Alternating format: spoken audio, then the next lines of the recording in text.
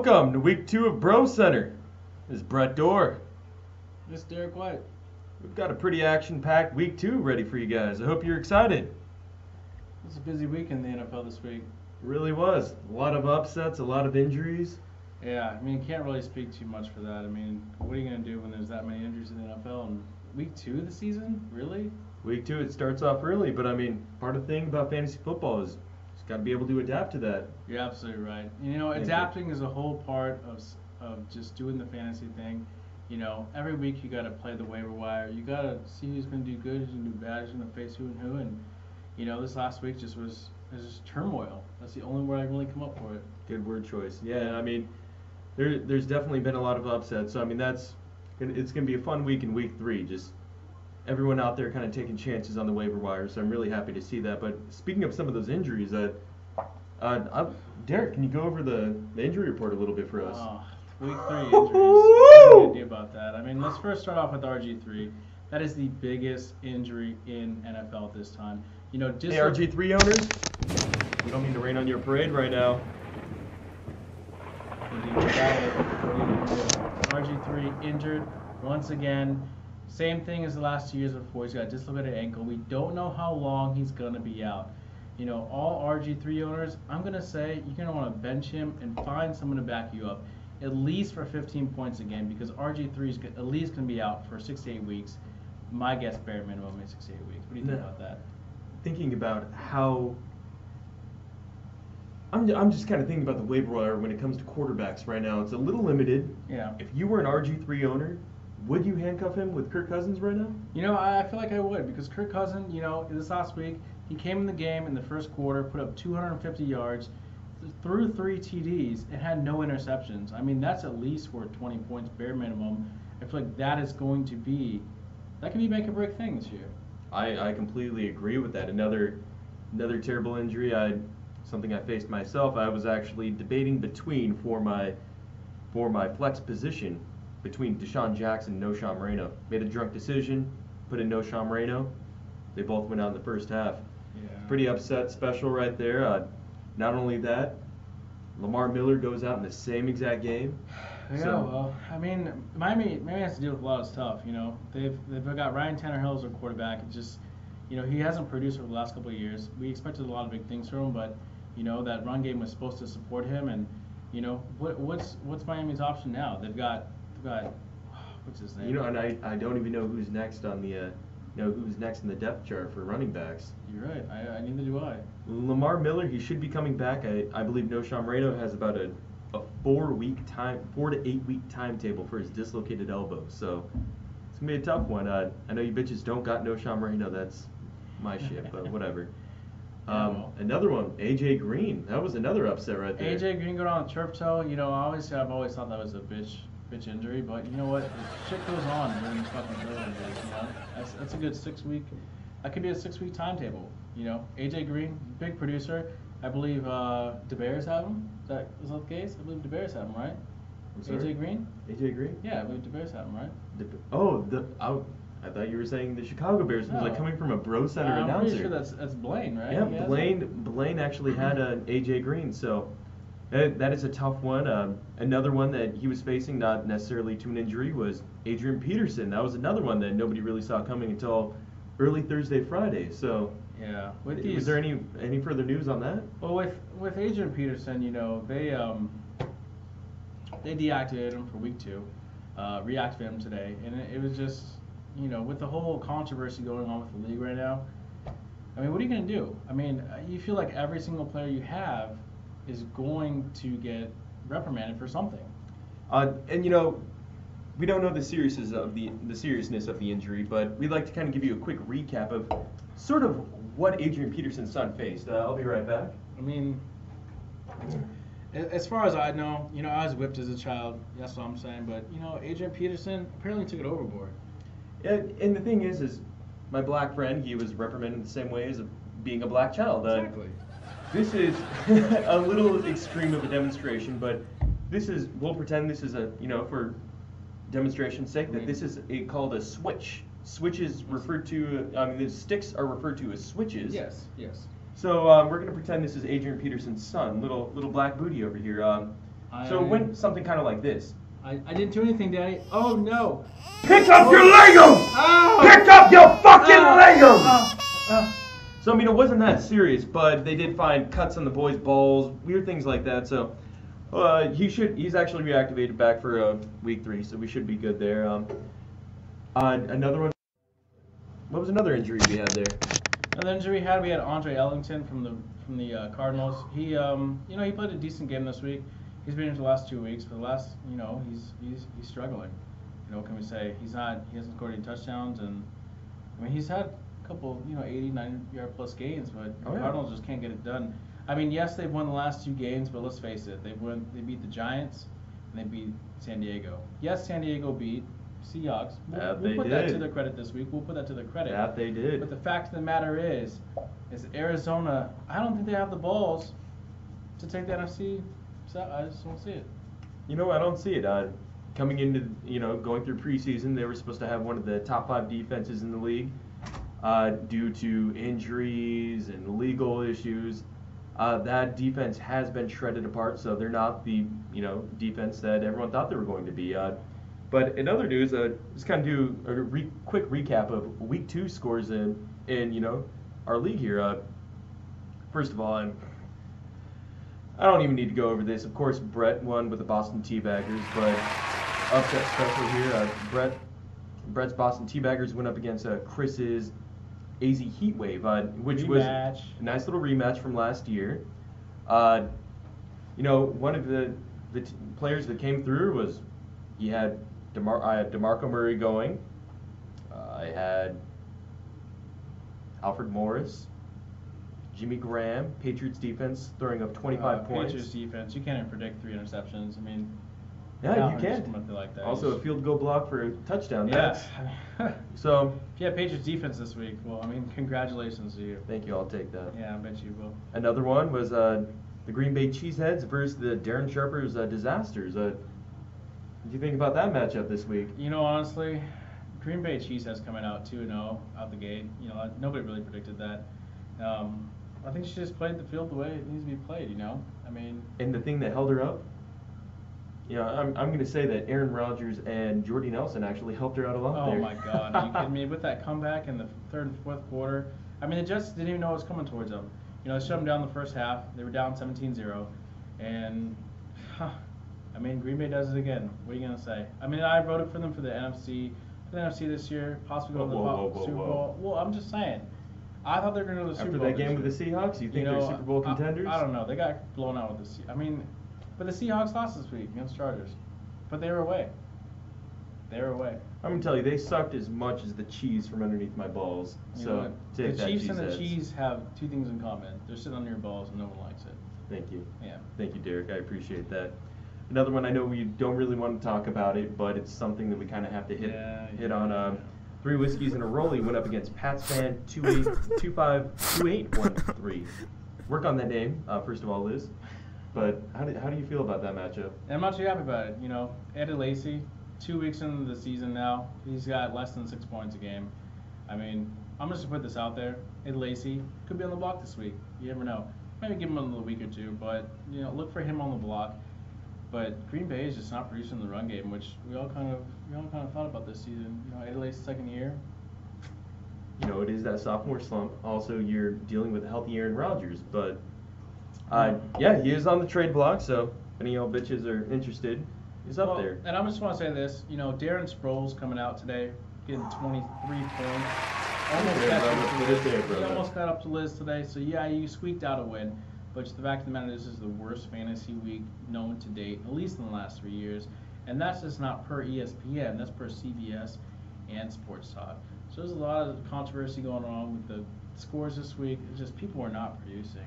Why do you think that is? Why do you think the running backs were not producing this week? I mean, it depends what running backs you're talking about. Jamal Charles comes out. I threw up 40 points for running backs, but yeah, well, where's Jamal Charles? Jamal Charles, that's another thing that we forgot to hit on. He was sitting sideline with an injury, with a foot injury. I mean, Jamal Charles. I mean, if it's extensive, I mean that's a 4-week injury. Very true. Another one. The Bears and Taco Party played this week. Oh yeah. The Bears, they probably. I don't mean to rain on my own parade here. I would say so. But DeBear's probably had one of the better drafts I would coming out of say this. top 3 easy, if not the number 1. You know, DeBear's, he's been in this league for 2 years now, and you know he's really produced. He has. He has. Taco Party. You can't. The thing is they are such a sleeper team. Brittany and her Taco Party. Did you even realize that they were 3rd place in the league last year? You know, honestly, I didn't. I kind of considered it as an afterthought. But with Peyton Manning and Doug Martin, you know, hitting 1-2, that could be a deadly combination. But Doug Martin has not produced this year with that Tampa Bay offensive line. When was the last time he has produced? Did he produce last year? No, he didn't. But he was injured half the year. I mean, looking at the offensive line this year for Tampa Bay, what they're supposed to have, you know, they're supposed to do good things. Defense is supposed to be at least decently solid. They should have beat the Rams, but they didn't. They lost 17-14. Why? Are we ever going to see the muscle hamster again? You know, I mean, I could see a rare appearance by him maybe week 4 or 5, maybe even late in the season when the running backs really get into the game. But, you know, as far as overall stats, I don't see the hamster producing much. I'm right on board with you there. Last one we want to go over. Show me your TDs, and I'll Khalil you 52. Yeah, Al Khalil, he's a newbie in this league this year, and you know he kind of auto drafted, and that's his own fault because he's in Vegas and really couldn't pay attention. Which kudos to you for being in Vegas, but you know there's a lot of things much more important. You know, it's $20 you're losing and a title. That's true. I mean, That's true. Show me your TDs.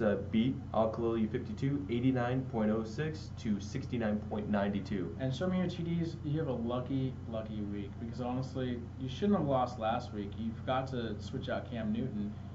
I mean, if you're not going to pay attention to your league, I mean that's $20 you're losing in a trophy. And I see he's been listening to the podcast. Everybody's been on Jake Locker. I don't know if I've been on that same boat. How do you feel about Jake Locker? You know, Jake Locker, he's had a good couple of weeks. I mean, going up against the team he did this week, I just really didn't expect them to score 7 points. It just wasn't. But you know what? I ended up playing the tight end in a different league. You know, it's just one of my bullshit leagues, and tight end ended up getting 20 points. So you might want to watch out for that. You might want to watch him as a sleeper this week. You know, Tennessee, they don't have a horrible team, but obviously they're not gonna. Their defense is pretty underrated. Honestly, we wanted to go over week 3 matchups just to give everyone an idea of who they're going to be facing upcoming week. Well, we got Brett Dorr, aka Boston Teabaggers, against Pats fan, which is Liz. 2 Boston fans just going at it this week who really love the Patriots. I mean, honestly, I think the only reason they're friends is because they're Patriots fans. That's about it. And she's got a really cool boyfriend, so that's really about it, Derek. But yeah, one thing that I want to go over is I show zero mercy. So Liz, just because we share the love for the same team and we all love superheroes, all that jive, whatever, fuck, whatever. Yeah. I beat my own girlfriend to get to the championship last year. Do you think I would let up for just a moment to let you in? No. It's not going to happen. And Liz, it's not going to be quite painful, so I've got something for you. Lubricated condom. You're going to need it because you're going to get fucked. Oh, wow. We're getting some week 3 predictions here.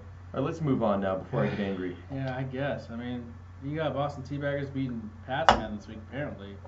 This guy over here. But then we got Taco Party and we've got Darren Sharper's Disasters. That's going to be actually a very good matchup. Taco Party, she didn't start out strong, but Disasters, he's 0-2 now, isn't he? I believe so. 0-2 now, yeah. 0-2. Brittany just took down the Bears, which were number 1 in the for the fantasy football standings. So she's one. Like I said, she's always been one of those sleepers in the league. So Taco Party is one of those teams that you really want to stand out for. Watch out for. And Darren Sharper is really going to bring his game this week. I mean, he's going to be screaming, "Hold my dick" the entire time. Because you know what? I mean, if they're not holding his dick, then he's not scoring points. And that's just the way it is. I mean, what else are they going to do? I see him by the end of the week out there crying with his losing fantasy team as he's fishing at the lake. Probably. Fishing brow. And he's going to have a loose butthole, and he's going to have rape charges. And that's just the way it goes down. Amen, brother. Yeah. Well, besides that, we've got Khalil going against Green Bay Cheeseheads this week. Green Bay Cheeseheads, they're 2-0. Khalil, I believe, is 0-2 now. And that's just the way it goes, When you auto-draft your team and you're just a little bitch, I mean, that's just what happens. That's true. Green Bay Cheeseheads, they are 2-0 next to the Boston Teabaggers, of But I course. So feel they're like the they're only very two. reliant. They're very reliant on Green Bay, and Green Bay is not going to be there every week. I mean, they're just not.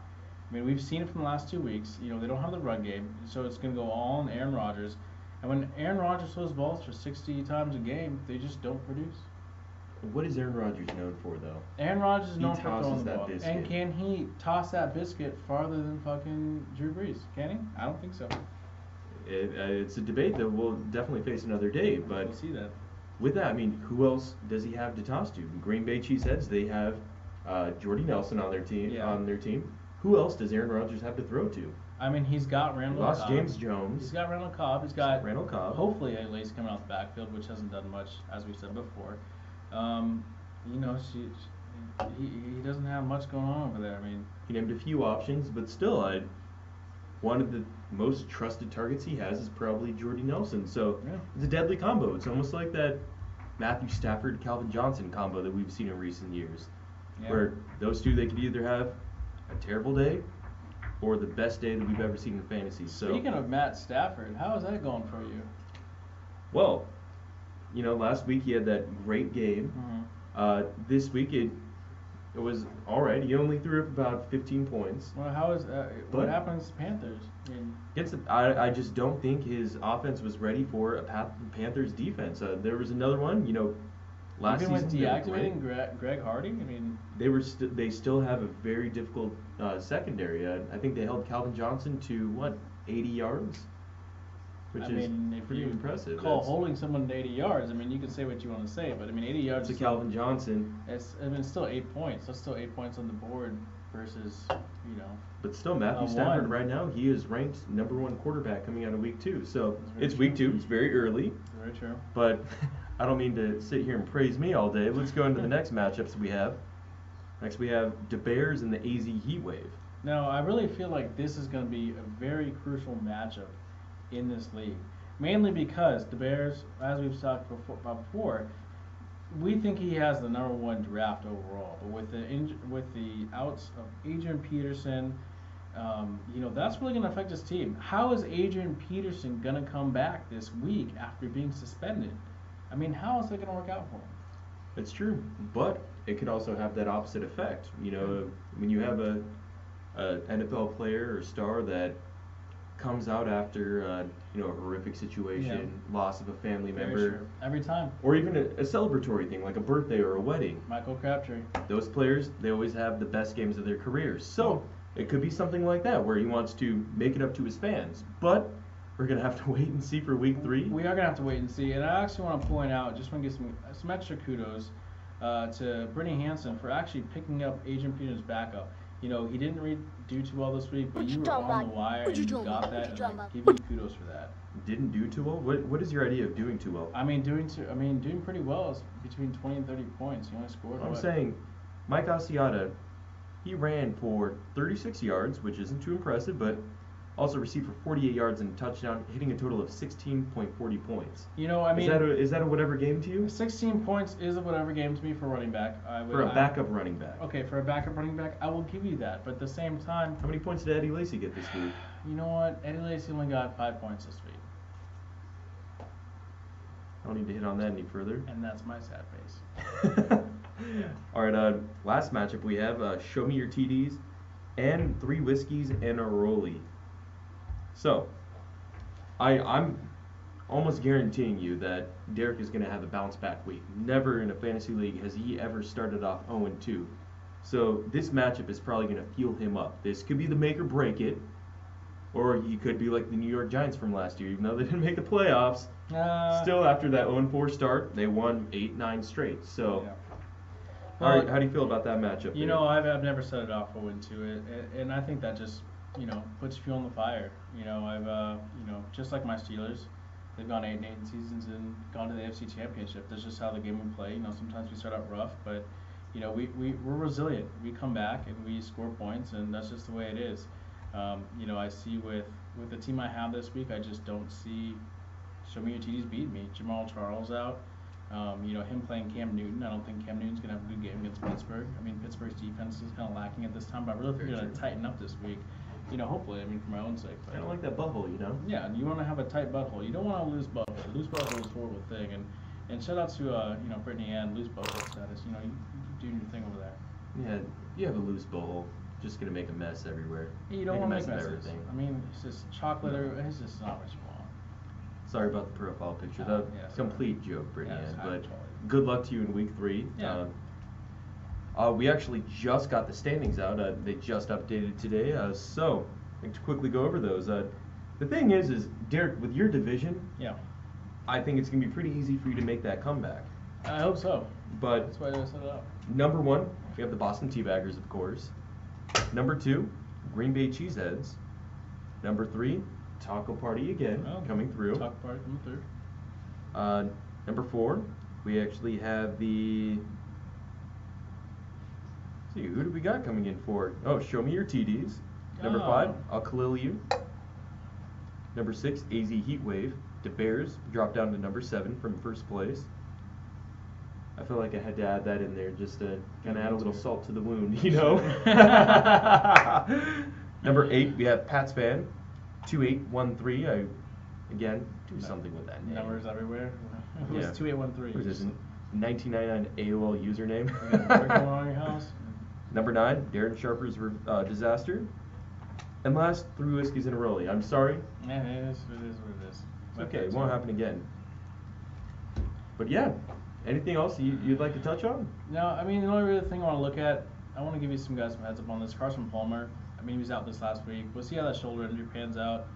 I think he'll be in this week. I think he's going to do a good job for the Cardinals. I think the fact that the Cardinals got to bounce back with that backup quarterback, I think it really helped them. I mean, you beat the Giants. Let's be serious here. But, I feel like Carson Palmer's going back. Larry Fitzgerald, he's having a weird year this year so far. We're gonna keep some tabs on that. Been one of those one-trick ponies, but the thing is, Larry Fitzgerald does not pay league fees. Yeah. Talk about those league fees. The league fee, yeah. Well, the league fees, that's something that you gotta pay annually, every year. That's That was for me. Yeah. That's something we have for the league. If you win, $140 in your goddamn pocket, and a trophy. See that trophy I humped the other day? Yeah, that's the trophy you get. My sperm all over it's okay. But whatever. So, in other news, yeah, please pay those league fees. $20 a person. Just get those in there.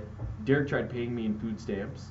So I'm not going to accept food stamps, EBT cards, just straight up cash. Do we have that PayPal account set up yet?